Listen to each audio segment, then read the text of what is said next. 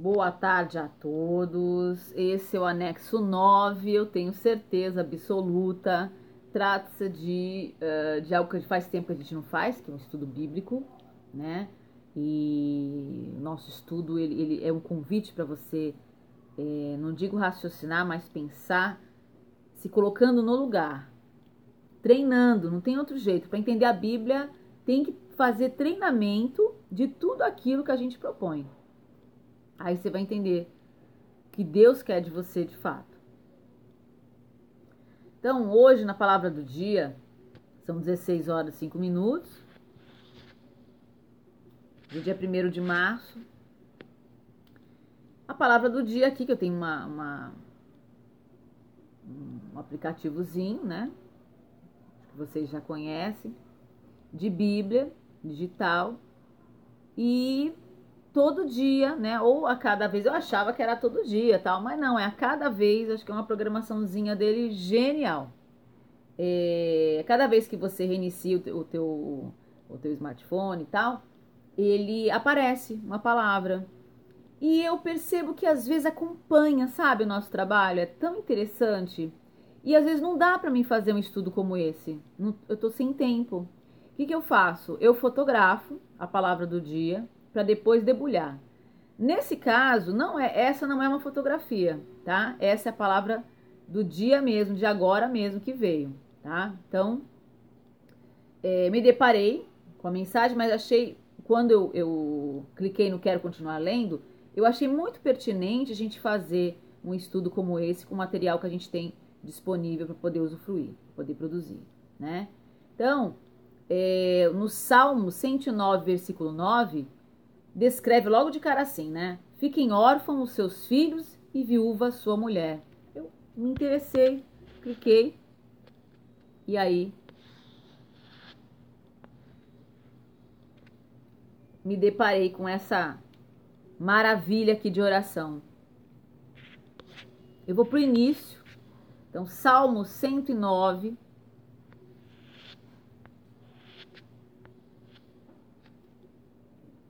Ó Deus do meu louvor, não te cales.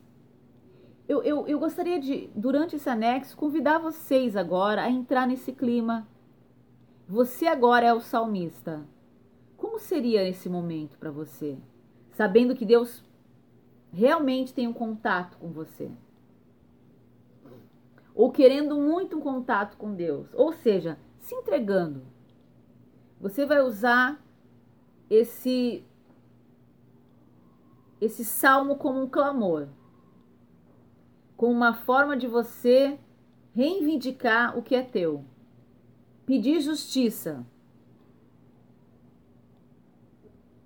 Sabe? Criar postura. E vocês vão entender o que eu estou falando no decorrer da leitura e do estudo. Então, Salmo 109, versículo 1 até o final, né? Ó Deus do meu louvor, não te cales. Pois a boca do ímpio e a boca fraudulenta se abrem contra mim.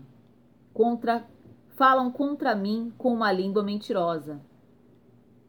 Então, Deus, aquele que eu louvo, aquele que eu reconheço como meu Criador, não te cales nesse momento que eu estou precisando de ti.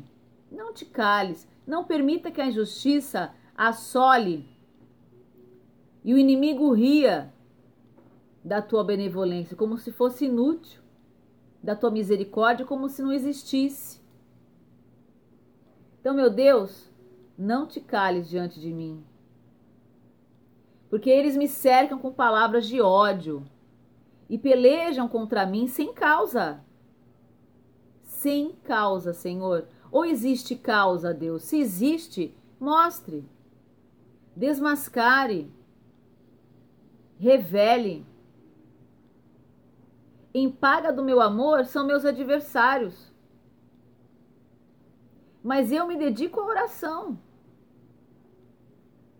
Retribui-me o mal pelo bem e o ódio pelo amor. Põe sobre ele um ímpio e esteja à sua direita um acusador. Quando ele for julgado, saia condenado e em pecado se lhe torne a sua oração. Sejam poucos os seus dias e outro tome o seu ofício. Aqui ele já está jogando praga, né, minha gente? Né? É tipo, é assim? Pô, então quer dizer que eu sou bonzinho, né? Faço tudo direitinho, tô recebendo isso. Ah, então, ó, se dane, né? Quando eu for julgado, olha só, saia condenado e em pecado se lhe torne a sua oração. Sejam poucos seus dias, e outro tome seu ofício.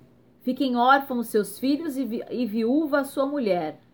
Andem errantes os seus filhos e mendiguem esmolem longe das suas habitações assoladas. O credor lance mão de tudo quando ele tenha, e despojem-no os estranhos do fruto do seu trabalho.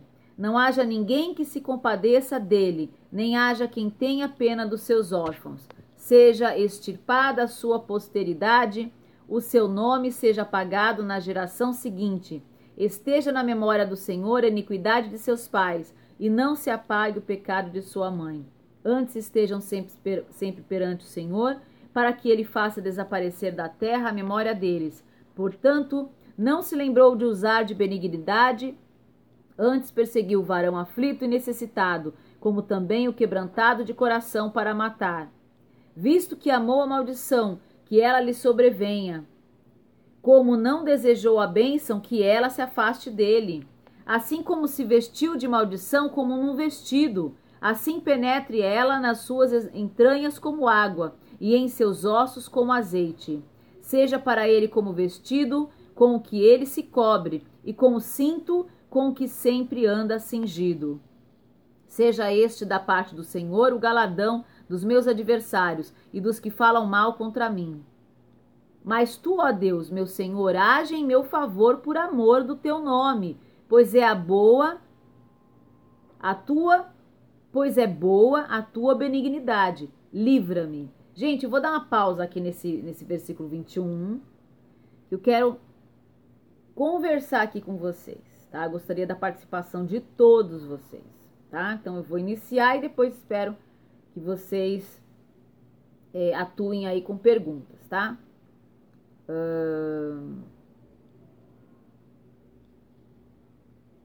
Aí você fala, né? Tipo no e-mail rosita com y, né? @aol.com.br. Você já sabe. Você coloca ali quando fala assim, olha, anexo pergunta sobre anexo tal, tá? Coloca direitinho em relação a isso, tá? Bom, vocês percebem que aqui tem uma magia, né? Aqui tem uma magia.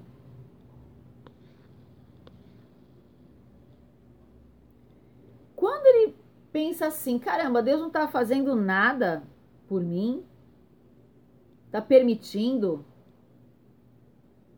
então sou eu. Se ele não tá fazendo, então sou eu que tenho que fazer. Aí ele atribui uma causa à praga dele, vamos dizer assim. Porque se isso não for praga, qual é o nome disso? Não é? Porque, tipo assim, ele tá fazendo o quê? Justiça. Ele fazendo justiça. Mas aí a gente vai ver se tá certo, tá? Completamente, ou se é a interpretação, né? Que deve mudar. Porque, gente, é muito melhor a gente desejar o melhor.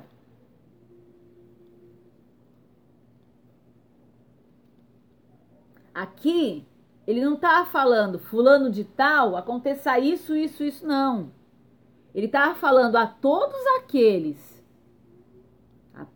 Ele tomou as rédeas. Ele viu que Deus não estava com as rédeas dele, né? Ele viu que estava tendo permissão. Ele se sentiu ali na obrigação de tomar as rédeas ali, né? Daquela energia toda, daquela coisa toda, e transformou em paga. De que forma?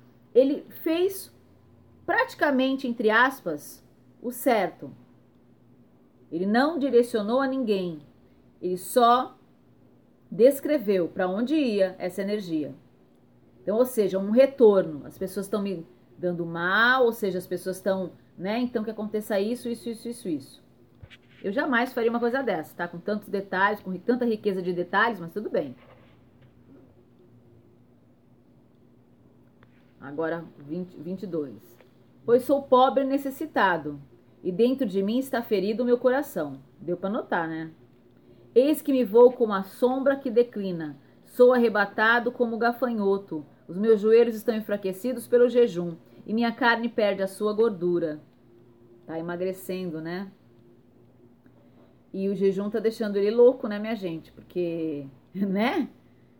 Porque ele fica ali naquela coisa, Deus, eu sou um coitadinho, né? Ele tem uns 5 minutos nele que, Deus, ó, eu sou um coitadinho, eu preciso muito mesmo de você, eu sou a vítima da circunstância, entende? Aí que tá, sabe, minha gente, o que ele tava querendo fazer? Porque aparentemente é isso, né? Né? Mas na verdade ele tá dizendo o quê? Deus, ó, eu não aguento mais. Sabe? Eu tô pedindo aqui help, socorro, socorro, socorro. Eu não aguento mais de tanto orar. Eu sou para eles objeto de opróbrio. Ao me verem, meneiam a cabeça. Ajuda-me, Senhor, Deus meu, salva-me segundo a tua benignidade. Saibam que nisso está a tua mão, e que tu, Senhor, o fizeste. Amaldiçoem eles, mas abençoa tu. Fiquem confundidos os meus adversários, mas alegre-se o teu servo. Vistam-se de ignomínia os meus acusadores, e cubram-se da sua própria vergonha como num manto. Agora sim, né?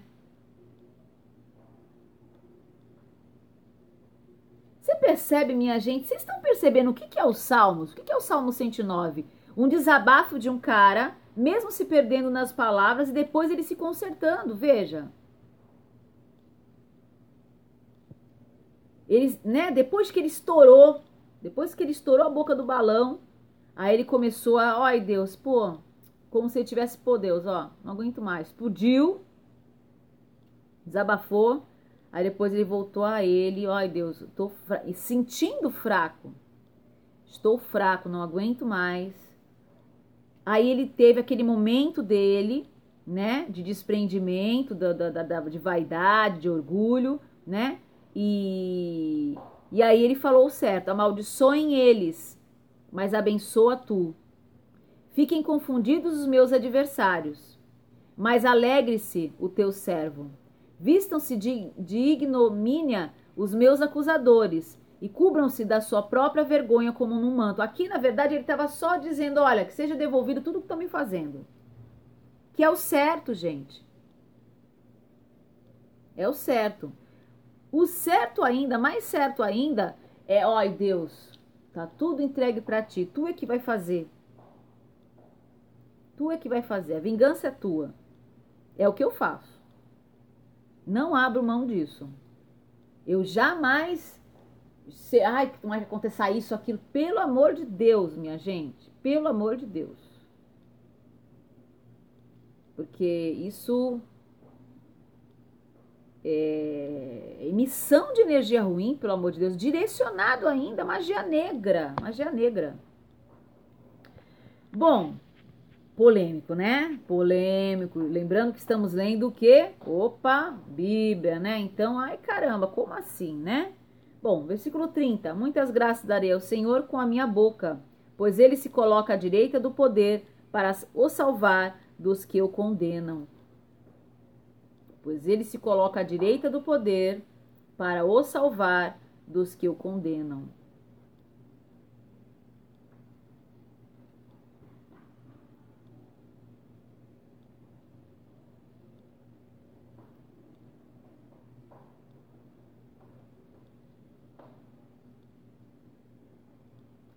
Eu convido a um bate-papo aí, hein, minha gente. Bem bacana aqui, hein? Tá? Quero saber a opinião de vocês, de cada um, desde o leigo, do descrente, do ateu.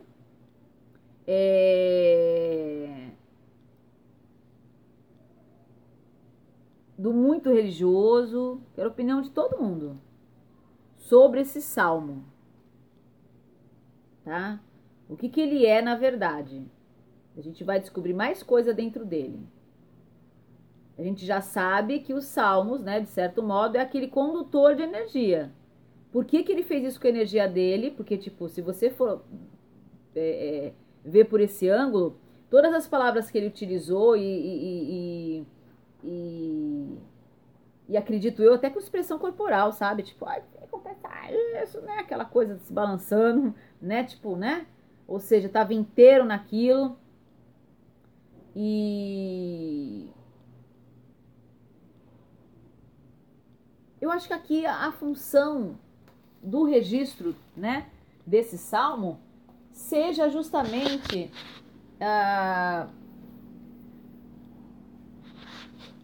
apenas relatar como era naquela época, apenas relatar a postura que tem que ter. Ele se livrou daquela mágoa dele, soltando o verbo, vamos dizer assim. Dessa forma, enfim, bom, tudo bem, xingou, aquela coisa toda, mas ele poderia não direcionar propriamente da forma que foi feito, né? Mas foi uma forma que ele encontrou de expelir aquela coisa toda. Desabafou, saiu aquilo. E ele, lembrando que ele estava falando com Deus, ele estava desabafando para Deus. Só que é um tipo de desabafo, gente, não faça isso, tá? É que ele foi sincero na condição dele. A condição dele era isso. Era isso. A vontade dele era essa. Depois ele voltou a si e falou: amaldiçoem ele, mas abençoa tu. Fiquem confundidos os meus adversários, mas alegre-se o teu servo. Vistam-se de ignorância os meus acusadores. Aí foi um pouco mais justo, né? E cubram-se da sua própria vergonha como de um manto. Ou seja, que eles fiquem envergonhados de encontrar a verdade. Não tem outra praga melhor do que falar que você abra a tua consciência e você enxerga a verdade. Nossa senhora, já imaginou? A pessoa cai a ficha, meu Deus, fui injusto com aquela pessoa. Meu Deus, fiz maldade com aquela pessoa. Meu Deus, aquela pessoa não merecia. Nossa, a pessoa entra em paranoia. Maravilhoso isso pra nós. É verdade, né? Então, essa é, tipo, melhor vingança que tem. É a melhor luva de pelica. Pra que desejar maldade se você pode desejar muito mais? Não é? Dor pior, dor da culpa, fazer a pessoa querer compensar mesmo. Quer dizer, não acontece nada de ruim com a pessoa, só ela abre a consciência e quer compensar. Simples assim. Isso é atuar na magia branca. Isso é atuar com Deus. Você, mesmo nessas horas, você reconhece que não é por aí. Ter responsabilidade do seu emocional é primeiro, gente, primeiro. Inteligência emocional é a base, tá? Então, o que é inteligência emocional? É o desfrutar de uma mente que controla o seu emocional, de forma que não vai bloquear, nem vai fazer outro tipo de mal. Bom, e é isso. A gente explicou aqui a base sobre esse salmo, né? Eu achei assim divino a oportunidade que a gente está tendo para discutir sobre esse assunto, tá? Então, gente, um abração a todos vocês, fiquem ligados na luz e tenham uma excelente tarde. Tchau, tchau.